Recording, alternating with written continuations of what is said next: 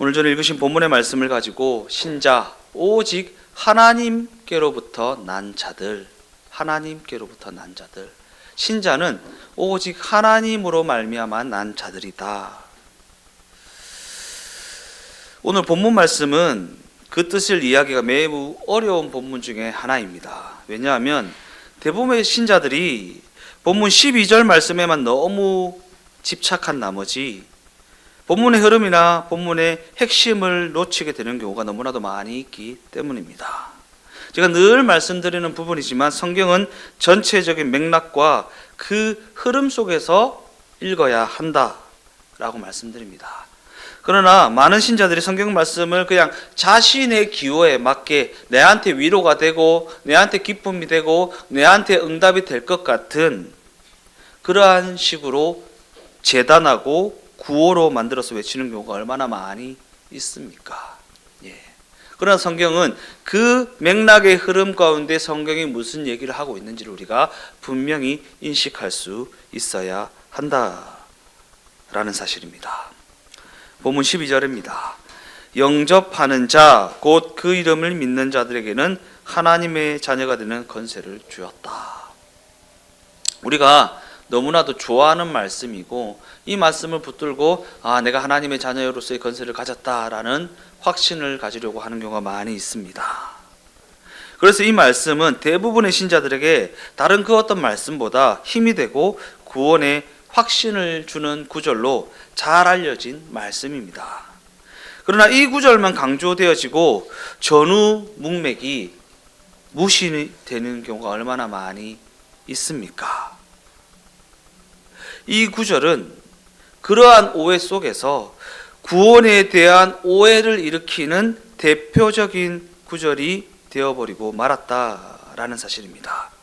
영접하는 자, 그 이름을 믿는 자들에게는 이 말씀만 딱 잘라내어서 내가 영접해야지, 내가 믿어야지, 내가 영접하고 내가 믿으면 내가 하나님의 자녀가 되는 것이지 라는 식으로 오해하는 경우가 너무나도 많이 있다라는 것입니다. 그리고 이 구절 때문에 복음의 핵심적인 내용이 너무나도 잘못 이해되는 경우가 너무나도 많이 있다라는 것입니다. 그런 관점에서 한국교회 대부분의 신자들에게는 우리에게 임한 구원의 은혜가 얼마나 깊고 얼마나 위대한 것인지 올바로 인식하지 못하는 문제점이 발견되어진다라는, 우리가 예수가 믿어졌다라는 사실이 얼마나 놀라운 사실인지를 인식하지 못하는 문제점이 한국교회 대부분의 신자들에게 발견되어진다. 즉 한국교회 대부분의 신자들이 구원을 떠올릴 때면 이 말씀을 근거로 해서 내가 믿기만 하면 구원을 얻는다라고 그 맥락을 단순화시켜서 복음을 구호로 만들어 버리는 경우가 많이 있다라는 것입니다. 지하철에서요, 예수천당 불신지옥, 예수천당 불신지옥, 이런 식으로 단순화시킨 구호로 만들어 버린다라는 것입니다. 그러나 복음의 메시지를 이와 같이 단순화시켜버리면 상대방에게 납득할 만한 이유를 제시하면 하나님의 뜻과는 아무런 상관없이 누구든지 구원에 이를 수 있다라고 하는 오해를 불러일으키게 된다라는 것입니다. 구원은 하나님의 뜻과 하나님의 하나님 되심에 있어야 되는데 잘 납득시키면, 잘 설득시키면 구원에 이를 수 있다. 내가 잘 납득시키고 잘 설득시키면 구원에 이를 수 있다. 내가 구원자가 되어버린다라는 것입니다. 즉 예수님을 믿으면 영생을 얻고 예수님을 믿지 않으면 지옥에 떨어진다. 그러므로 우리는 예수를 믿어야 한다라는 식으로 단순화시킨 복음의 메시지가 설득력이 있다라고 생각하면 큰 오산이라는 것입니다. 과연 이런 말을 들으면 사람들이 설득되어져서 예수님을 믿게 되는 것인가? 예수 믿으면 천국 가고 예수 안 믿으면 지옥 간다. 그러니까 예수 믿으라. 지옥 가면 안 되지. 예수 믿어야 되겠다. 라는 식으로 설득되어지냐라는 것입니다. 그런 관점에서 우리는 종종 이러한 생각에 갇혀 있는 경우가 많이 있습니다. 예수를 믿지 않으면 지옥으로 떨어지고 예수를 믿기만 하면 영생을 얻게 되는데, 이러한 복음을 사람들이 왜 믿지 않는 거지? 믿기만 하면 천국 가는데 왜 안 믿는 거지? 이것이 바로 대부분의 신자들이 가지고 있는 맹점 중에 하나이다라는 것입니다.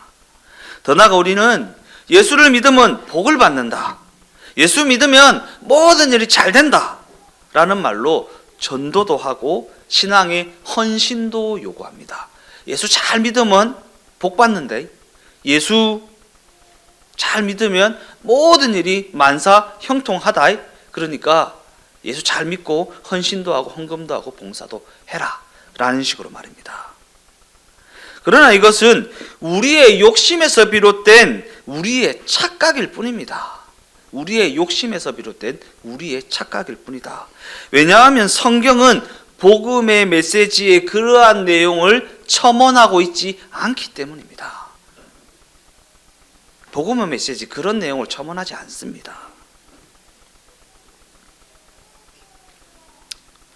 요한복음 1장 9절에서 11절까지의 말씀입니다. 참 빛 곧 세상에 와서 각 사람에게 비추는 빛이 있었나니 그가 세상에 계셨으며 세상은 그로 말미암아 지은 바 되었으되 세상이 그를 알지 못하였고 자기 땅에 오매 자기 백성이 영접하지 아니하였다. 빛이 오셨으나 세상이 그를 알지 못하였습니다. 세상을 지으신 창조주가 오셨는데 그 피조물들이 알아보지 못하였다고 합니다.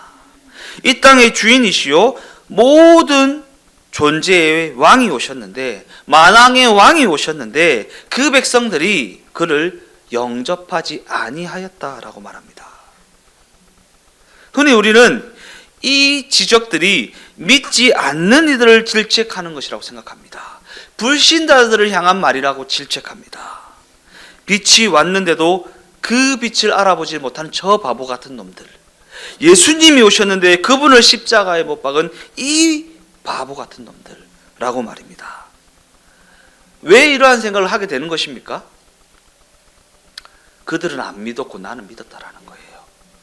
그들은 안 믿었고 나는 믿었다라고 생각하기 때문이라는 것입니다.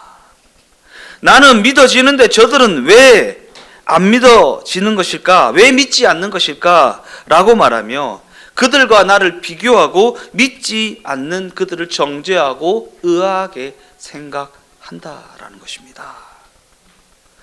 본문 12절 말씀을 근거로 하여 나는 믿어지는데 그들은 왜 믿지 않을까라고 생각하는 비교하는 습관이 우리 모두에게 있다라는 것입니다.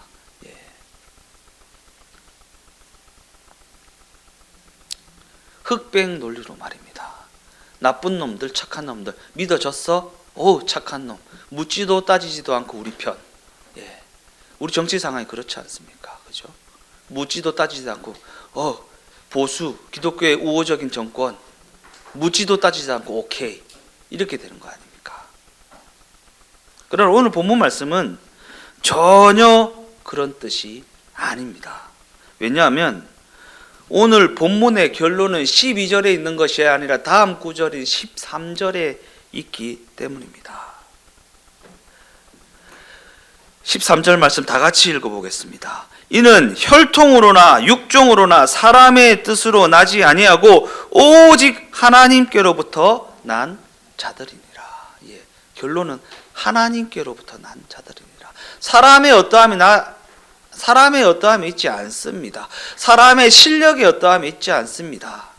하나님의 뜻에 있습니다. 즉 본문 12절이 말하는 영접하는 것, 곧 그 이름을 믿는 것은 사람의 혈통이나 사람의 육종이나 사람의 뜻이나 사람의 실력이나 사람의 어떠함에 있는 것이 아니다라는 것이, 사람의 어떠함으로 되어지는 것이 아니다라는 것입니다. 예수님을 영접하고 예수님이 믿어지는 것은 내가 믿고 내가 영접하는 게 아니다라는 것입니다. 왜냐하면 우리 인간은 스스로의 힘으로는 예수님을 영접할 수 없는 존재이기 때문입니다. 내 실력으로, 내 능력으로 예수님을 영접할 수 있는 존재는 없다라는 게 성경의 결론이고, 예수님이 믿어지고 예수님을 영접하게 되어지는 것은 오직 하나님께로부터 난 것이라는 것입니다. 그러기에 혹시 누군가가 예수님을 영접하게 되었다면 설명할 수 없는 기적이 그에게 일어났기 때문입니다. 설명할 수 없는 기적이 그에게 일어났다. 예수님을 영접하는 그 일은 그 기적으로 말미암았다라는 것입니다. 그러니까 제가 자주 말씀드리잖아요. 예수님이 그리스도로 믿어진 것 자체가 엄청난 기적이다라고 말입니다. 이 점을 염두에 두고 본문을 읽어보면 이는 너무나도 당연한 일이라는 것을 우리가 확인할 수 있습니다. 예수가 믿어지지 않는 게 당연한 일이라는 것입니다. 왜냐하면 빛을 알지 못하고 창조주를 알아보지 못하고 왕이 오셨는데도 그를 영접하지 않는 것은 그다지 이상한 일이 아니기 때문입니다. 이는 그 누구도 예수님을 스스로 영접할 수는 없기 때문이고 성경의 증언에 따르면 오히려 영접하고 믿어지는 것이 이상한 일이기 때문입니다. 예수가 믿어지고 예수를 영접하게 되는 것이 이상한 일이다. 그래서 오늘 본문 13절 하반절은 이렇게 결론을 내리고 있는 것입니다. 오직 하나님께로부터 난 자들이라. 오늘날 기독교 신앙을 가진 많은 이들이 그들이 예수님을 믿게 된 것이 얼마나 엄청난 축복인지 얼마나 엄청난 기적인지 전혀 알지 못한 채 살아갑니다. 그들은 잘 설득만 하면 누구나 믿을 수 있다라는 착각에 빠져 있습니다. 잘 설득만 하면 누구나 믿을 수 있다. 아니요. 하나님으로부터 부르심을 입지 않는 자들에게는 아무리 설득력 있는 논리를 펼쳐도 믿지 않습니다. 그러나 하나님께서 뜻하신 자들은 요나가 니느웨 성에서 그냥 징벌임한다 이래도 믿어요. 네. 근데 아무리 휘황찬란한 말로 잘 설득을 해도 하나님께로부터 택함을 받지 않는 자들은 믿지 않는다라는 것이 성경의 결론이다라는 것입니다. 사람들은 전도하는 일은 그 누구도 이견이 없는 너무나도 정당한 것이고 잘 설득하고 잘 설명했음에도 불구하고 믿지 않으면 그들이 이상한 것이다 라고 말합니다. 그러나 성경은 이에 대해 전혀 다른 관점을 가지고 있습니다. 안 믿는 것이 지극히 당연한 일이고 오히려 믿어진 것이 기적이다 라고 말입니다. 빛이 비춰도 그 빛을 보지 못하고 자신을 만드신 창조주가 오셨음에도 불구하고 그를 알아보지 못하고 왕이 오셔도 영접할 줄 모르는 자들이 스스로 그를 영접하게 될 가능성은 없기 때문입니다. 그래서 성경은 이를 엄청난 기적이라고 말하는 것이고 이 때문에 성경은 이 일이 놀라운 신비에 속하는 일이라 말하는 것입니다. 놀라운 신비에 속한 일이다. 우리가 예수 믿고 이게 예배당에 앉아서 예배를 드리고 있는 것 자체가 놀라운 신비에 속하여져 있는 일이다. 그런데 현실에서는 예수님을 영접하는 사람이 생각보다 많이 있는 것 같습니다. 그죠? 생각보다 많이 있는 것 같습니다. 이 성경의 관점에 비추어 보면 불가능한 일이 엄청나게 많이 일어나고 있는 것입니다. 불가능한 일이 엄청나게 많이 일어나고 있는 것이다. 왜냐하면 불가능한 일이 없는 하나님께로부터 난 일이기 때문입니다. 불가능한 일이 없는 하나님께로부터 난 일이다. 성경은 예수님을 영접한 자들을 향해 오직 하나님께로부터 난 자들이다 라고 정의하고 있습니다. 그리고 이 정의 속에는 기독교 신앙이 제시하는 놀라운 은혜와 기적이 담겨져 있습니다. 우리가 신앙생활을 해나가다 보면 때때로 구원의 확신이 흔들릴 때가 있습니다. 일반적으로 예수를 믿었음에도 불구하고 삶에 별다른 좋은 일이 생기지 않거나 문제에 의해 고달픈 상황을 맞이하게 되었거나 내가 원하는 것들을 얻지 못하였을 때가 그때 아니겠습니까? 즉 예수님을 믿는 것에 대한 확인 도장 같은 것을 찍어주셨으면 좋겠는데 그것을 찍어주지 않으시는 것 같아서 그 마음에 답답함이 생기는 것입니다. 내가 예수 믿는데, 내가 예수 믿어서 이렇게 됐잖아, 내가 기도해서 이렇게 됐잖아, 내가 헌신해서 이렇게 됐잖아 라고 하는 확인 도장을 쾅쾅 찍어 주셨으면 좋겠는데, 그러한 것들은 내 삶에 없는 것 같아서 뭔가 마음이 답답하고, 내가 구원받은 게 맞나? 예수 믿으면 구원받는 게 맞나? 라는 식의 구원의 확신이 흔들릴 때가 있다라는 것입니다. 이러한 요구 사항, 예수 믿으면 그 믿음의 확신을 주는 특별한 증거가 있었으면 좋겠는데, 그러한 증거가 주어지지 않는다는 것에 대한 불만, 그러한 증거를 달라고 하는 우리의 요구사항, 이러한 요구사항은 예수님을 믿는 것을 자신 쪽에서 뭔가를 달성하여 얻는 어떠한 보상으로 여기기 때문에 생기는 현상입니다. 내 쪽에서 무언가를 달성해서 얻게 되는 보상으로 여긴다. 무엇을요? 구원을 말입니다. 예수를 믿는 것을 말입니다. 마치 자판기 앞에서 내가 동전을 넣었으니까 너는 뭔가를 나한테 줘야 한다라는 식의 논리입니다. 인과율이요, 인과율. 내가 동전을 넣었으니까 너는 커피를 주든 똥물을 주든 뭐라도 줘야 된다라고 생각하는 마음. 예수님을 내가 믿었으니 내가 원하는 결과가 나한테 주어져야 한다라고 생각하는 논리, 인과율. 교회에 와주고 헌금도 내주고 기도도 해주었는데 왜 아무것도 나오는 게 없냐라는 불평. 이는 예수가 믿어지게 되었다라는 것이 어떠한 기적적인 일인지 알지 못하기 때문에 나타나는 현상 아니겠습니까? 계속해서 말씀드리는 부분이지만 예수님이 믿어지게 되는 일은 사람의 힘으로는 할 수 없는 일이고 완전히 불가능한 일이라는 것입니다. 그래서 제가 이런 얘기할 때면 늘 그런 얘기 하잖아요. 어휴, 저 엄마 저렇게 자식을 위해 기도하더니 저 자식이 예수 믿고 서울대 갔잖아. 이거는 성경적이지 않은 내용이라는 것입니다.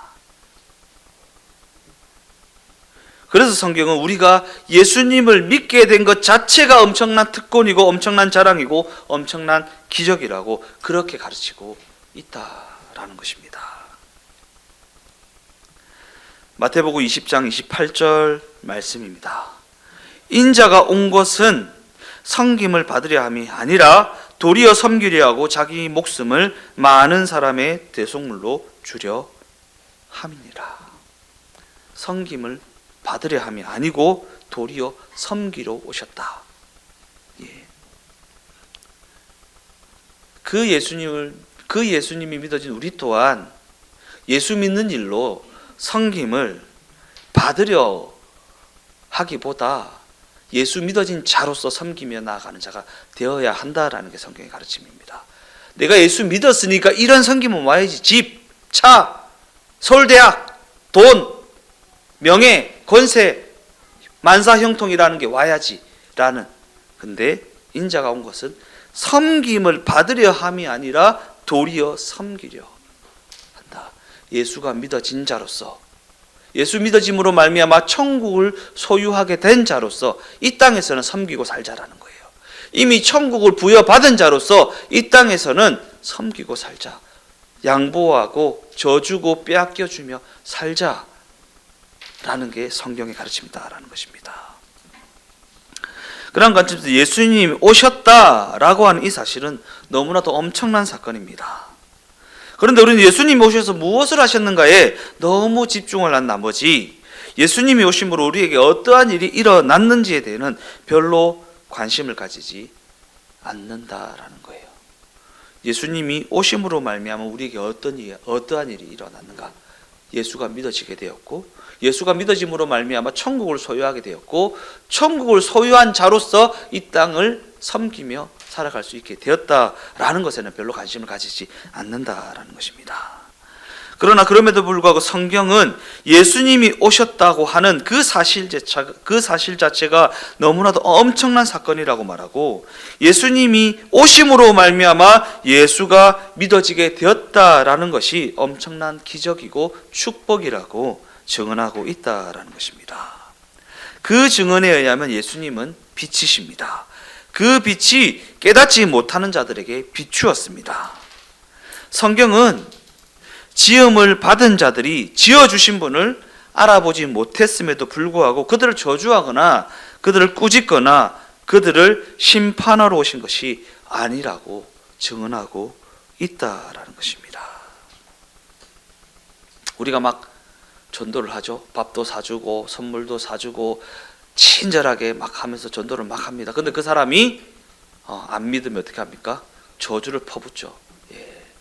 내가 그렇게 섬겼는데, 내가 그렇게 친절을 베풀었는데 그 교회에 와서 한번 앉아주는 게 그렇게 힘드나 이러면서 막 뭐라 그럽니다. 그런데 성경은 지음을 받은 자들이 지어주신 분을 알아보지 못했음에도 불구하고 그들을 저주하거나 꾸짖거나 심판하러 오신 것이 아니다라고 말합니다. 왜 그렇습니까? 왜? 이미 그럴 줄 알고 오셨기 때문입니다. 이미 그럴 줄 알고 오셨기 때문입니다.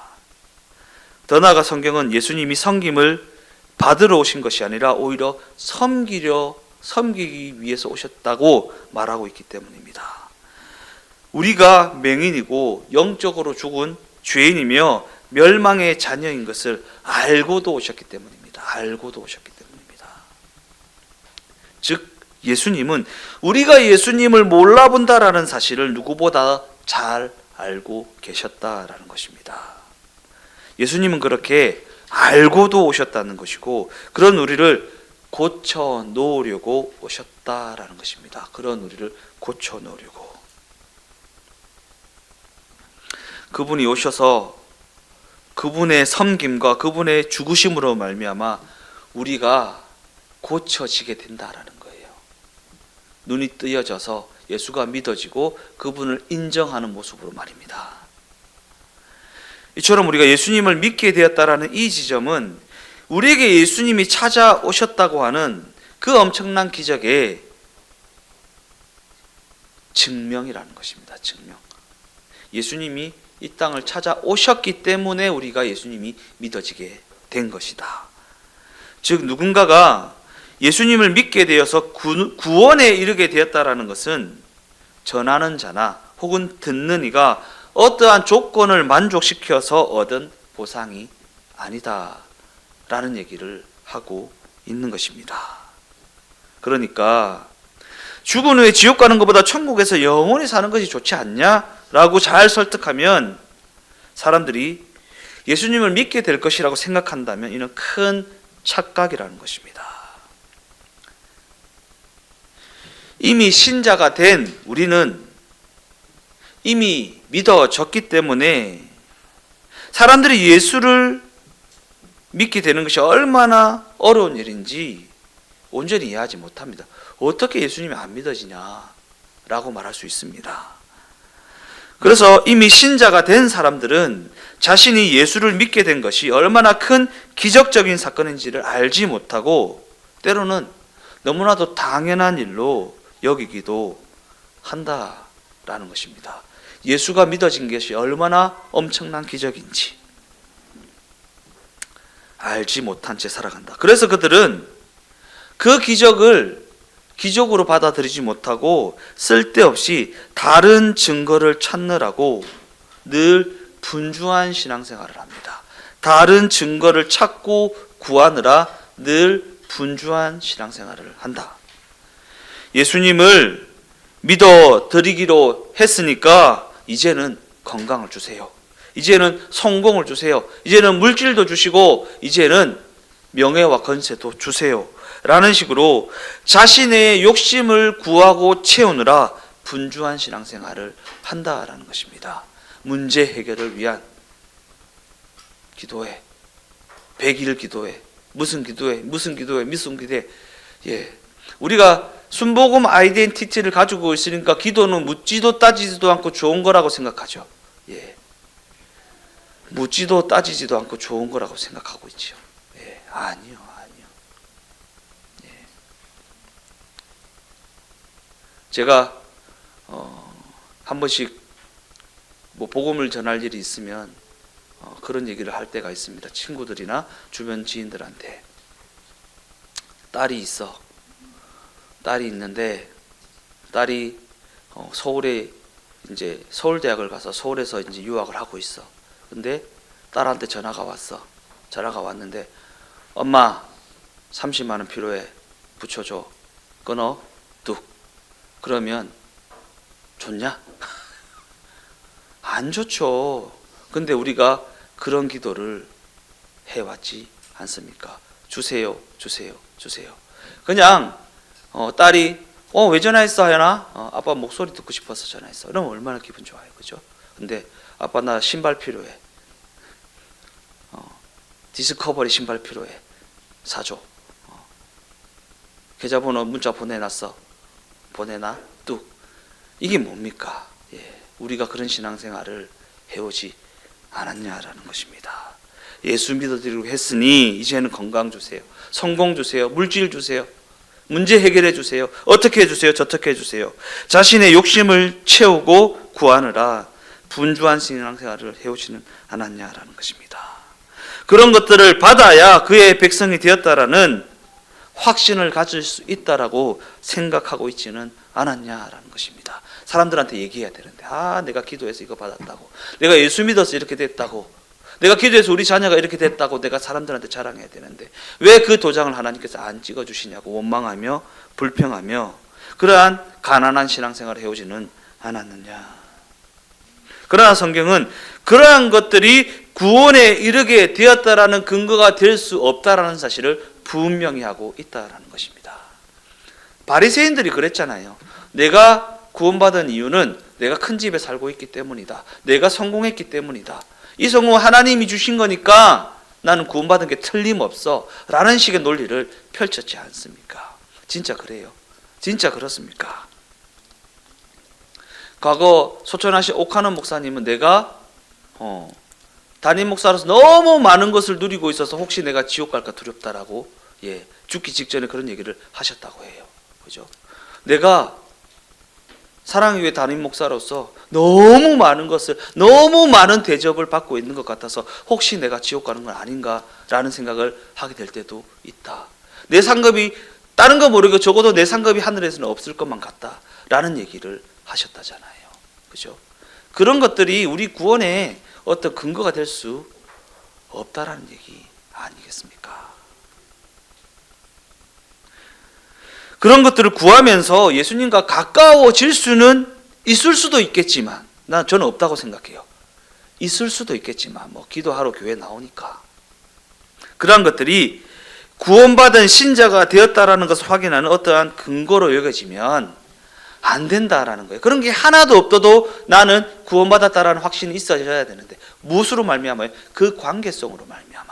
하나님과의 그 관계성으로 말미암아 그런 것이 하나도 없어도 내 구원에는 전혀 의심이 없어야 되는데 그러한 것들이 있어야지만 구원의 확신을 가질 수 있다라는 것은 너무나도 비참한 상황 아니냐라는 것입니다. 안타까운 사실은 이러한 부분들이 한국교회에서 큰 문제가 되고 있다라는 사실입니다. 신자가 되었다는 것을 확인하는 일은 그러한 것들을 할 수 있는 것이 아니다라는 거예요. 아니다. 왜냐하면 신자는 예수가 그리스도로 믿어졌다라는 그 사실만으로도 인정되어야 마땅하기 때문입니다. 예수가 그리스도로 믿어졌다라는 그 사실만으로도 인정되어져야 마땅하다. 더 나아가 예수가 믿어졌다는 그 사실이 우리에게 일어나는 그 엄청난 기적을 이미 증명해 주고 있다는 사실을 잊어서는 안 된다라는 것입니다. 과연 우리는 어떻게 예수가 그리스도로 믿어지게 되었습니까? 혈통으로나 육종으로나 사람의 뜻으로 나지 아니하고 오직 하나님께로부터 난 자들에게 믿어지게 되었다는 사실을 인정해야 한다라는 것입니다. 왜냐하면 로마서 3장은 이렇게 기록하고 있기 때문입니다. 기록된 바 의인은 없나니 하나도 없으며 깨닫는 자도 없고 하나님을 찾는 자도 없고 다 치우쳐 함께 무익하게 되고 선을 행하는 자는 없나니 하나도 없다라고 이야기하고 있기 때문입니다. 구원받을 만한 실력을 가진 자가 없다라는 것입니다. 이것이 바로 성경의 증언이라는 것입니다. 그 누구도 자신 스스로를 구원에 이르게 할 수 없다. 더 나아가 그 누구도 구원의 길을 스스로 깨닫는 자가 있을 수 없다는 것이고, 그 누구도 구원의 길에 대해 스스로 관심을 가지는 자도 없다라는 것입니다. 그래서 성경에 예수님께서 친히 이 땅을 찾아오셔야만 했다라고 이야기하고 있는 것입니다. 예수님이 찾아오셔야만 했다. 스스로 찾는 자가 없기 때문에 예수님이 찾아오셔야만 했다. 과연 우리는 예수님을 어떻게 알게 되었으며 어떻게 믿게 되었는가? 우리가 믿게 된 것은 예수님의 찾아오심과 그의 죽으심으로 말미암은 것이다. 이것이 바로 성경이 증언하는 복음의 핵심적인 내용이라는 것이고, 이 일이 바로 우리에게 이루어진 엄청난 기적이고 엄청난 사건이라는 것입니다.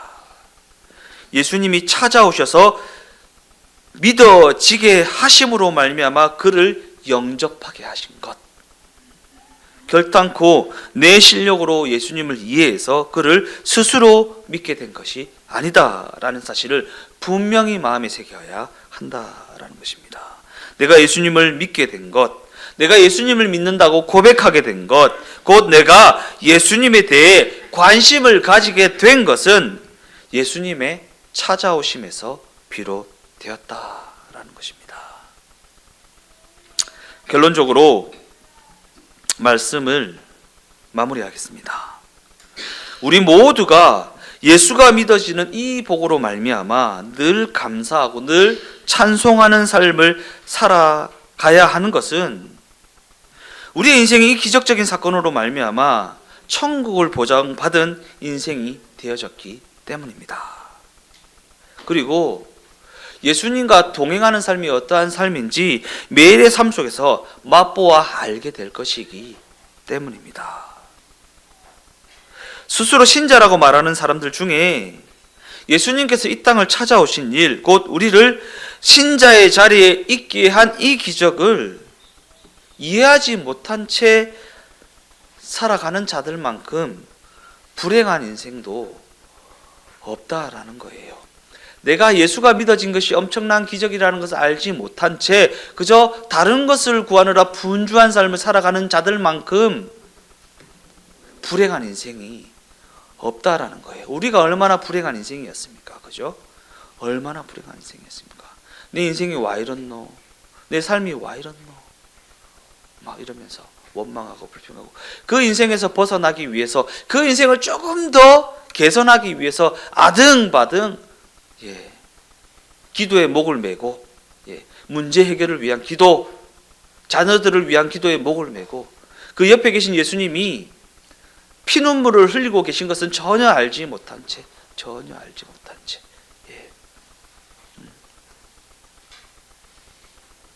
제가 이 내용을 전하다 보니까 예전에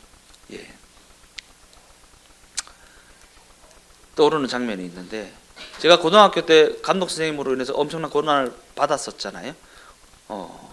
그래서 제가 골방에 처박혀서 혼자 도시락을 까먹는 그 모습을 어떤 기도하는 자리에서 떠올리게 되었어요. 그래서 제가 그 기도하다 그 모습이, 그 장면을 하나님께서 떠올려 주시길래 하나님한테, 하나님 어디 계셨냐고, 내가 저렇게 혼자 물에 밥 말아서 막 누가 들어올세라 쪽팔려가지고 막 이렇게 막 부끄러워 창피해가지고 막 허겁지겁 밥 먹고 있을 때 막 울면서 밥 먹고 있을 때 예수님 어디 계셨냐고 막 이렇게 제가 따져 물었어요, 예수님한테. 그랬더니 막 그때 그랬어요. 이렇게 카메라가 이렇게 딱 비추고 나를 비추고 있으면 카메라 앵글이 쭉 돌면서 예수님 그 옆에 계시더라고요.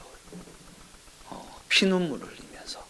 근데 그때 당시에는 그 피눈물의 의미가 무슨 의미인지 제가 알지 못했어요. 이해하지 못했습니다. 그냥 내가 불쌍해서 우시는갑다. 내가 처해 있는 상황이 너무 딱해서 우시는갑다. 이렇게 생각했어요. 근데 아니었어요. 예수님이 함께 하고 계시다라는 것을 알지 못한 채 삶의 문제에 치여서 그 문제를 해결하고 거기서 어떻게 해서든 해보려고 아등바등하는 내 모습이 너무나도 딱하셔서 우는 것이었다라고 말씀해 주시더라고요. 내 상황이 딱해서 우시는 게 아닙니다. 예수님이 옆에 계심에도 불구하고 그 예수님을 보지 못하는 내 모습이 너무 딱해서 피눈물을 흘리셨다라는 것입니다. 우리는 이와 같이 예수님께서 동행하시는 복된 운명의 초대를 받았음에도 불구하고 매일의 삶을 우스꽝스러운 모습으로 살아가고 있지는 않는지 내 삶을 한번 돌아보자라. 내 신앙을 한번 돌아보자라는 것입니다. 예수님이 동행하시겠다고 약속하신 복된 운명의 초청을 받았음에도 불구하고 내 삶에, 내 상황에, 내 환경에, 내 여건에, 내 어떠함에 불만을 표시하며 그것을 개선하고 그것을 해결하기 위해서 목을 매는 그러한 우스꽝스러운 삶을 살아가고 있지는 않는지 돌아보자라는 것입니다. 이제 우리가 해야 할 일은 예수님이 우리와 동행하신다라는 그 복을 누리며 감사하며 살아가는 것밖에는 없습니다. 그것을 놓치지 않겠다고 굳게 다짐하고 살아가야 한다라는 것입니다. 이 복된 소식으로 말미암아 예수님을 찬송하게 되는 일이 우리 모두의 심령과 삶과 그 걸음 가운데 넘쳐나게 되시기를 예수님의 이름으로 축원드립니다.